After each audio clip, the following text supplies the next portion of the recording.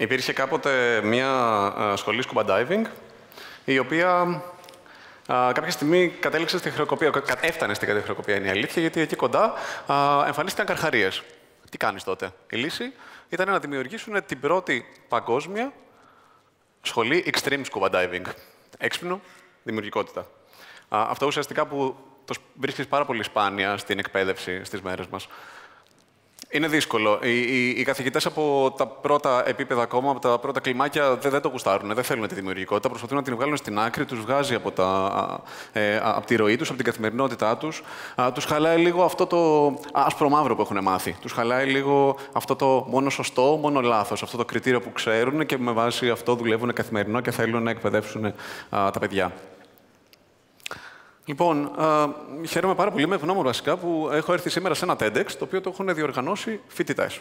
Και το έχουν κάνει πάρα πολύ καλά, όπως βλέπετε, έτσι.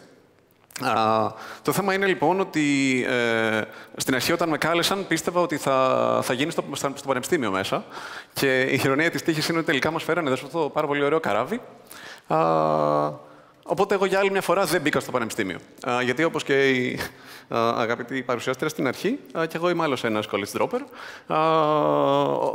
Το πρόβλημα είναι ότι ανάμεσα στα άλλα είναι αυτή η γνωστή φάση που μπορεί όλοι να έχετε ζήσει κάποια στιγμή πηγαίνοντας σε κάποια Χριστούγεννα, κάποιο Πάσχα σε ένα χωριό. Μια θεία σας πιάνει, σας κάνει τα σμούτς και τα σμάτς και κάπου εκεί ρωτάει: και πας σχολείο, παιδάκι μου, μπράβο. Και τι θα γίνεις όταν μεγαλώσεις?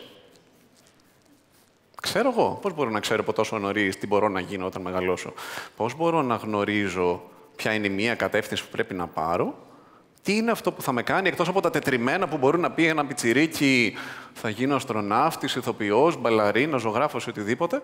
Πώς μπορεί εκτός από αυτά λοιπόν να βρει πραγματικά τι είναι αυτό που του αρέσει και τι είναι αυτό που θέλει να κάνει? Γιατί θα πρέπει να με ορίσει σαν άνθρωπο στο μέλλον ένα μόνο πράγμα, το επάγγελμά μου, και αυτό θα πρέπει να είναι μοναδικό?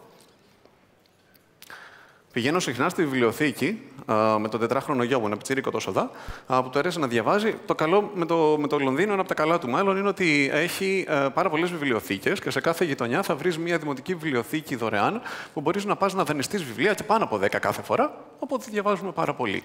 Σε ένα από αυτά τα βιβλία γνωρίσαμε αυτόν τον τυπάκο. Ο Αμβρόσιος, ο οποίος είναι αυτό το έντομο εκεί πέρα που πανηγυρίζει και ήταν τρελαμένος, ήθελε πάρα πολύ να κερδίσει ένα χρυσό μετάλλιο στους Ολυμπιακούς Αγώνες των εντόμων, τέλος πάντων.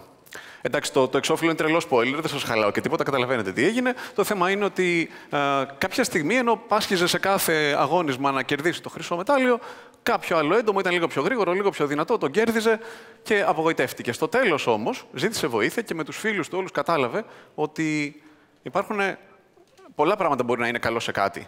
Περισσότερα από ένα, έτσι.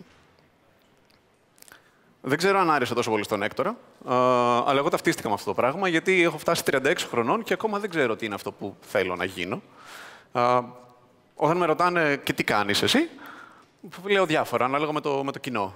Designer, γραφίστας, σχεδιάζω αφήσεις, εφαρμογές, οτιδήποτε. Γενικά σχεδιάζω πράγματα. Ή και δημιουργικός καμιά φορά. Αυτό το τελευταίο έχει πλάκα γιατί το κουβαλάω λίγο από τη διαφήμιση. Έχω κάνει και ένα φεγγάρι εκεί πέρα. Είχε πλάκα γιατί έχω ακούσει κάποια στιγμή έναν άνθρωπο να λέει στο τηλέφωνο: ναι, βέβαια, θα ρωτήσω τους δημιουργικούς και θα σας πω σε λίγο την απάντηση. Τους δημιουργικούς. Facepalm. Ναι. Δημιουργικός δεν είναι επάγγελμα. Ο δημιουργικός είναι μια μέθοδος. Ο καθένας από εσάς και όλους εκεί έξω μπορεί να είναι δημιουργικός. Με δημιουργικότητα μπορεί να λύσει οποιοδήποτε πρόβλημα του εμφανιστεί και φυσικά να κάνει ό,τι άλλο θέλει. Πραγματικά ό,τι θέλει. Αυτό που έχει σημασία είναι να κάνει πράγματα. Ο Σαλβαντόρ Νταλί, ανάμεσα στα άλλα τρελά που έχει κάνει στη ζωή του, εμφανίστηκε κάποια στιγμή σε ένα αμερικάνικο τηλεπαιχνίδι. Σε αυτό το show καλούσαν διάσημους σε κάθε επεισόδιο και βάζανε κάποιους παίχτες απέναντί τους με κλειστά τα πρόσωπα έτσι, σε ένα πάνελ και κάνανε ερωτήσεις που μπορείς να απαντήσεις μόνο με ναι ή όχι, με σκοπό να βρούνε τι είναι αυτός ο άνθρωπος. Προσέξτε, όχι ποιος είναι ο καλεσμένος, τι είναι. Εκείνο το βράδυ πήγε τίποτα καλά, γιατί ο Σαλβαντόρ Νταλί απαντούσε πάρα πολύ ευγενικά σε όλα ναι. Και δεν έλεγε ψέματα, γιατί όταν το ρώτησαν αν ασχολείται με performance, είπε ναι. Όταν το ρώτησαν αν είναι συγγραφέας, είπε ναι. Και πραγματικά έχει γράψει και βιβλία. Κάποιος, μάλιστα, από το πάνελ κάποια στιγμή, απευθυσμένος, είπε: δεν υπάρχει τίποτα που δεν έχει κάνει αυτός ο άνθρωπος. Και όντως, και εκείνο το βράδυ μάλιστα δεν ασχολήθηκαν με όλα όσα έχει κάνει ο Σαλβαδόρ Νταλί. Σκεφτείτε, έχει σχεδιάσει κοσμήματα, έχει σχεδιάσει έπιπλα, έχει φτιάξει 2 καταπληκτικές ταινίες με τον Μπунιουέλ, έχει κάνει αυτή την καταπληκτική σκηνή του ονείρου στο Spellbound του Hitchcock. Τι άλλο, έχει σχεδιάσει το λογότυπο από τα πιο γνωστά γλυκοτζούρια του κόσμου, έχει φτιάξει την Amanda Lear, μια κλασική τρομερή περσόνα από το πουθενά που εμφανίστηκε τότε στη σκηνή δίσκο της εποχής, ο προσωπικός του Frankenstein, έτσι.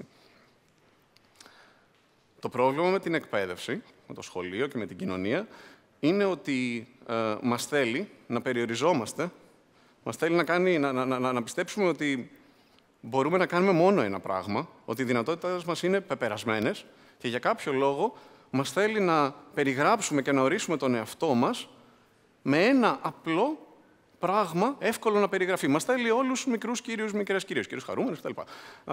Το θέμα είναι ότι οι δημιουργικοί, και θέλω να πιστεύω προσωπικά ότι όλοι από φύση μας είναι δημιουργικοί, δεν γίνεται να το κάνουν αυτό το πράγμα. Όλοι πρέπει και θέλουμε να ασχοληθούμε με πολλά πράγματα και διαφορετικά.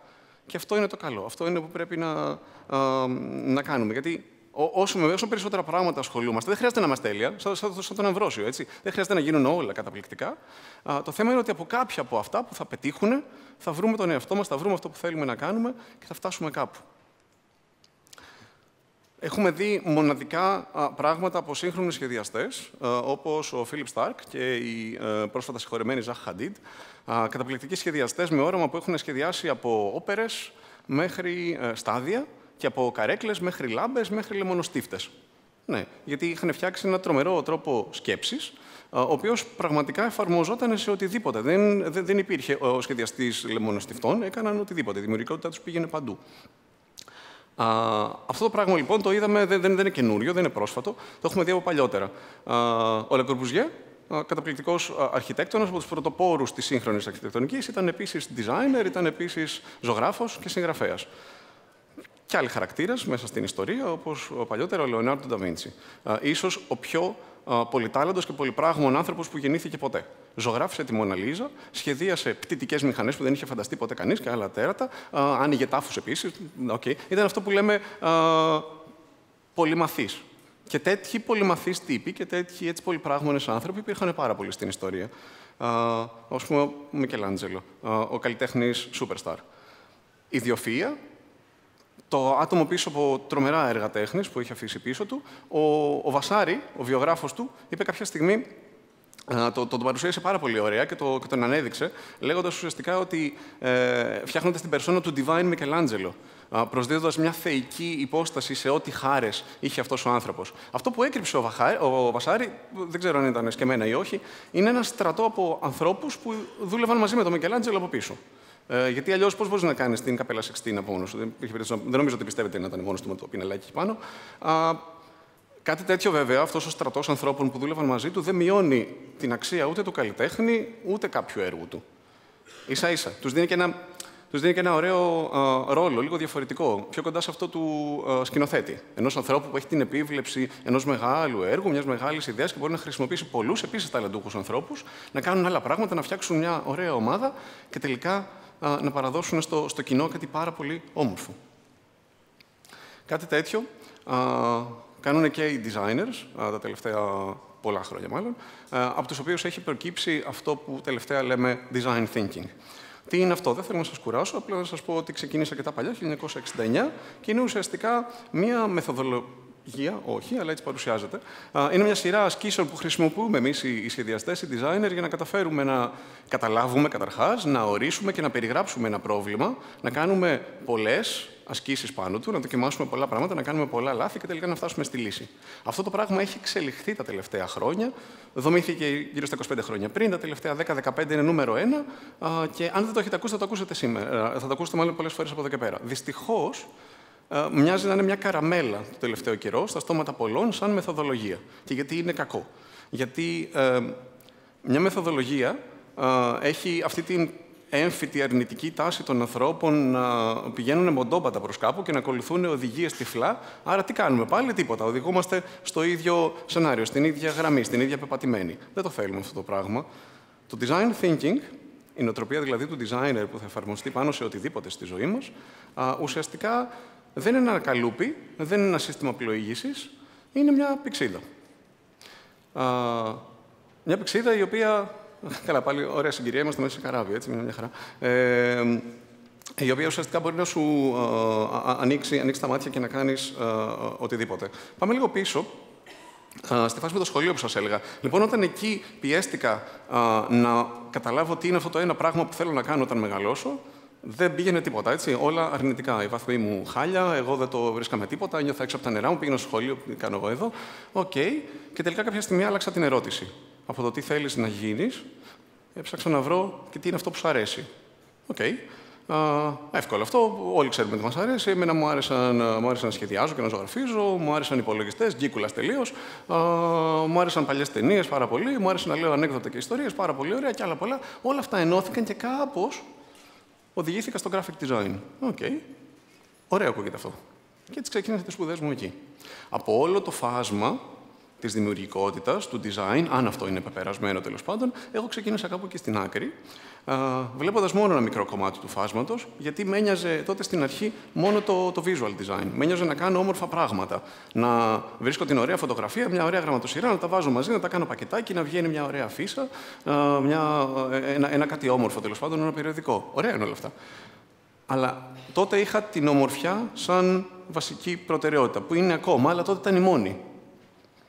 Θα ήθελα πραγματικά να είχα κάποιον τότε και να μου πει αυτό που είχε πει ο Όσκαρ Wilde, ότι όλα τα άσχημα πράγματα είναι φτιαγμένα από αυτούς που αγωνίζονται να κάνουν κάτι όμορφο. Ενώ όλα τα όμορφα πράγματα φτιάχνονται από αυτούς που αγωνίζονται να κάνουν κάτι χρήσιμο. Με τη γενικότερη έννοια της λέξης. Έτσι, πέρασαν λίγο κάποια χρόνια και άνοιξα λίγο τη ματιά μου πάνω σε αυτό το πράγμα, συμπλήρωσα λίγο ακόμα όσο γινότανε. Και μέσα σε αυτό το visual design κάπου κόλλησε και η τεχνολογία. Χρησιμοποίησα την τεχνολογία για να σχεδιάσω πράγματα, πήγα λίγο πιο προς το digital design και επίσης σχεδίασα για την τεχνολογία, ήταν λίγο vice versa. Μέσα σε αυτό βοήθησε πάρα πολύ και αυτός εδώ ο σατανάς στο ίντερνετ. Γιατί ουσιαστικά έκανε κάποια πράγματα πάλι πιο εύκολα.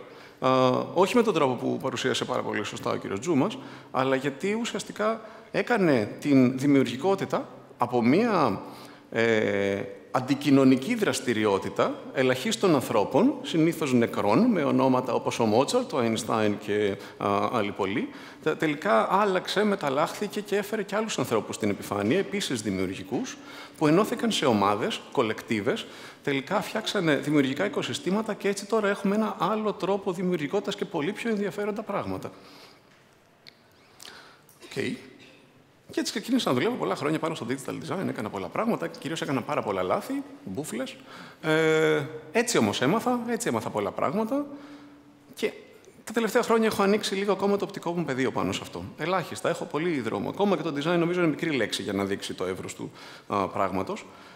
Ίσως γιατί έχω μεγαλώσει, ίσως γιατί έχω γίνει μπαμπάς, ίσως όλα αυτά μαζί, δεν ξέρω, αλλά κάπως εκεί κοντά σε αυτό το δίπολο visual design και τεχνολογίας, κάπως προσθέθηκε και ο άνθρωπος. Και ευτυχώς μπήκε από πάνω, και έτσι πως έπρεπε.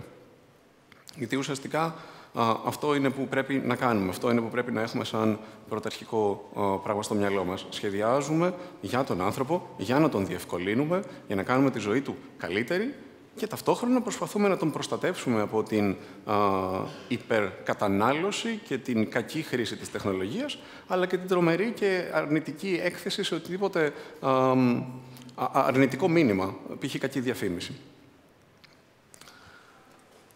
Ένα από τα παραδείγματα, θα σας δείξω μόνο παράδειγμα δουλειάς και όχι δείχνοντας τη δουλειά μου ουσιαστικά, απλά είναι κάτι που είμαι πολύ χαρούμενος που συνέβη τα τελευταία χρόνια. Στην εταιρεία που δουλεύω τώρα, είχα την ευτυχία να βρεθώ για 3 μέρες στην Ρώμη, δουλεύοντας με τα Ηνωμένα Έθνη, και ουσιαστικά να κάνουμε ένα workshop μαζί τους, προσπαθώντας να μάθουμε τι ακριβώς κάνουν. Συγκεκριμένα, το project μας ήταν το World Food Program. Ουσιαστικά είναι ένα πρόγραμμα που έχουν που αναλαμβάνει την καταμέτρηση πληγέντων και τη σύντηση πληγέντων ανά τον κόσμο από φυσικές και μη καταστροφές. Κατανοητό? Okay. Εμείς δεν ξέρουμε τι ήταν, οπότε προσπαθήσαμε να μάθουμε πώς δουλεύει, ποιο είναι το flow τους και τι κάνουν. Κάποια στιγμή, σε αυτό το πάρα πολύ ωραίο τριήμερο σεμινάριο και workshop, μάθαμε πολλά και φτάσαμε στο τρυπάκι να σκεφτόμαστε τι ακριβώς τεχνολογία μπορεί να βοηθήσει αυτά τα πράγματα. Πιάσαμε τρελή παράνοια με λεπτομέρειες και αρχίσαμε να συζητάμε για τα χρώματα και πώς μπορεί να γίνει μια πιθανής εφαρμογή και τι θα κάνει κτλ. Μην σας ζαλίζω. Ευτυχώς είχαμε έναν έτσι πιο όριμο άνθρωπο από εμάς, που κάποια στιγμή μας σταμάτησε και λέει: Ωραία όλα αυτά που λέτε, αλλά θέλω να σας δείξω μια φωτογραφία. Είναι μια γυναίκα η οποία έχει σηκώσει τα μανίκια και έχει τα χέρια της μέσα στα φρούτα, τα ρύζια και τα λάδια, γιατί αυτή ακριβώς είναι αυτή που θα προσφέρει τη βοήθεια στους πληγέντες. Αυτή είναι ο χρήστης οποιασδήποτε τεχνολογίας και λύσης προτείνετε, λοιπόν, κύριοι, και δεν είστε εσείς σε ένα πάρα πολύ ωραίο και καθαρό χώρο που μετά από λίγο θα σταματήσετε, θα πλύνετε τα χέρια σας και θα φάτε. Εκεί είναι το πρόβλημα, αυτό πρέπει να λύσετε. Και ξαφνικά έγινε ένα snap. Σωστά. Το design και βασικά γενικότερα, λοιπόν, για να αναφερθώ και σε όλους, η δημιουργικότητα είναι κάτι που έχει πολύ μέσα στον πυρήνα της και στο DNA της το context. Ό,τι και αν θέλετε να κάνετε στη ζωή σας, όπως σας είπα, εφόσον είστε δημιουργικοί άνθρωποι, θα πρέπει πάντα να σκέφτεστε και να έχετε στο μυαλό τι κάνετε, πότε το κάνετε, γιατί το κάνετε και ποιοι είναι οι περιορισμοί που τελικά καλό θα ήταν να προσπαθήσουν να γίνουν και οι θετικοί οδηγοί για να καταφέρετε κάτι. Επίσης, η δημιουργικότητα έχει πάρα πολύ μέσα της την αναρχία. Όχι έτσι όπως την ξέρουμε τώρα και τη βλέπουμε στις ειδήσεις, με αυτά που παρακολουθούμε όλα τα, αλλά με την παλιά, αρχαίγονη, το παραδοσιακό της ορισμό της αναρχίας. Ψάξτε το. Ωραία. Και εσείς, όλοι εδώ μέσα, μια χαρά. Με ακούτε τώρα 20 λεπτά να λέω τα δικά μου για design και τα λοιπά. Τι γίνεται. Εγώ θέλω απλώς να σας καλέσω να σκεφτείτε τον εαυτό σας σαν έναν πειρατή ή ακόμα καλύτερα σαν έναν πειρατικό πλοίο, μια που είμαστε εδώ μέσα. Να φανταστείτε ότι έχετε μεγαλώσει μέσα σε ένα λιμάνι, έχετε φτιαχτεί, έχετε γαλουχηθεί ή γαλουχίστε ακόμα και ουσιαστικά τώρα είστε έτοιμοι να βγείτε έξω. Και αυτό το καράβι θα πρέπει να αποφασίσει, θα πρέπει να είναι ελεύθερο, να διαλέξει τι θα κάνει, αν θα βγει έξω, αν θα είναι μαζί με κάποια άλλα καράβια, με κάποιο στόλο, αν θα δουλεύει μόνο του. Θα πρέπει να μπορεί να αποφασίσει μόνο του ποιους θησαυρούς θα κυνηγήσει. Θα πρέπει να αποφασίσει αν τελικά τους βρει, αν θα τους θάψει κάπου ή αν θα πάει σε ένα λιμάνι πάρα πολύ ωραίο να τα φάει με τους φίλους του. Και το design και η δημιουργικότητα, αυτή όπως σας είπα, είναι η πηξίδα. Ευχαριστώ.